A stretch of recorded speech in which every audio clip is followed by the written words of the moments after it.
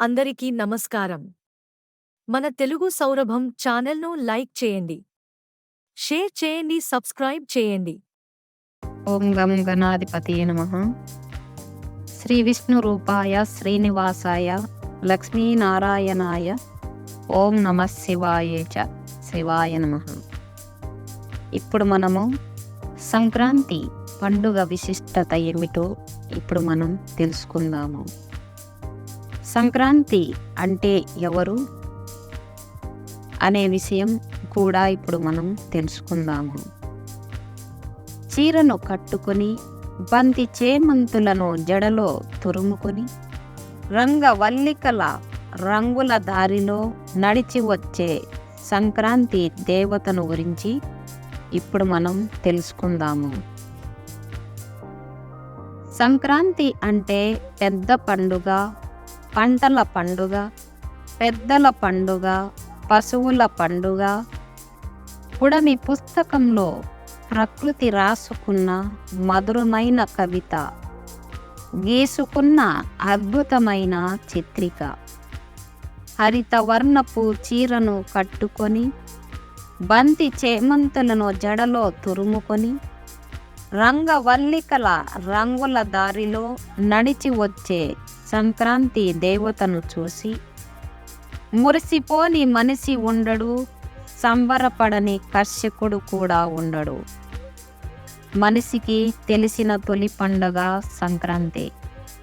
బీడు నేలను దుక్కి దున్ని పంట సిరిగా మార్చిన మానవుడికి ఇదే తొలి పండుగ. అప్పట్నుంచే మనిషి జీవితం బహుముఖాలుగా బహువిధాలుగా వికసించింది, అభ్యున్నతి దిశగా అడుగులు వేసింది. దీనంతటికీ కారణం సూర్యుడు. సూర్య భగవానుడే మనకు జీవధారం. సమస్త జీవరాశికి, వృక్ష జాతికి, మనుగడకు కూడా ఆయనే కారణం. సంక్రమణం అంటే గమనం.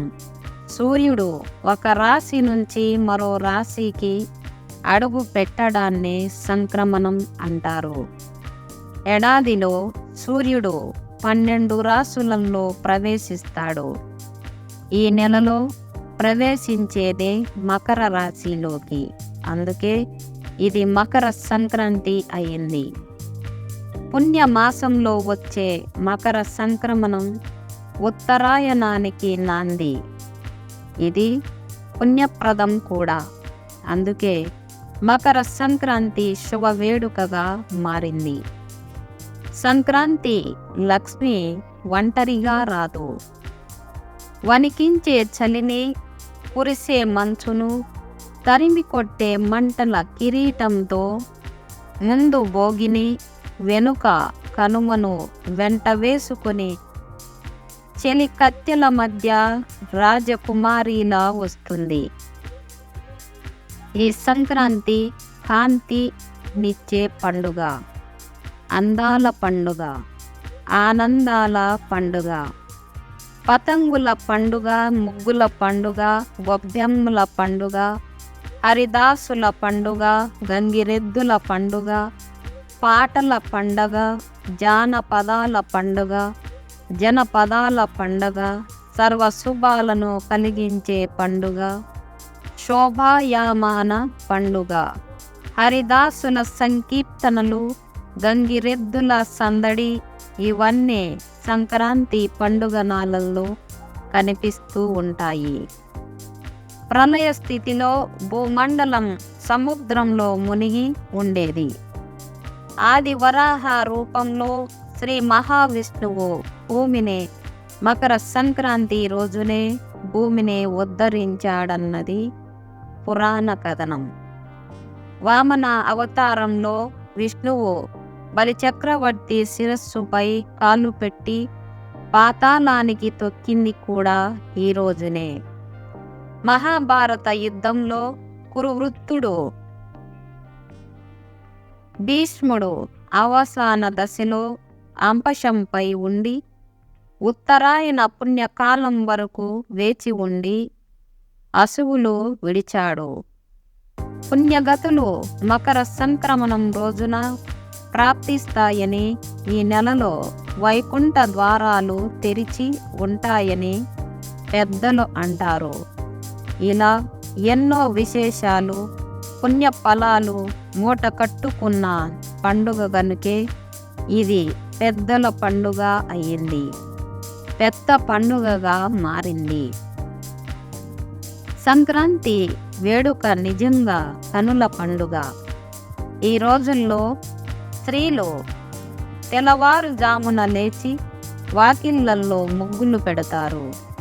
వాటి చుట్టూ వైకుంఠ ద్వారాలు తెరుస్తారు.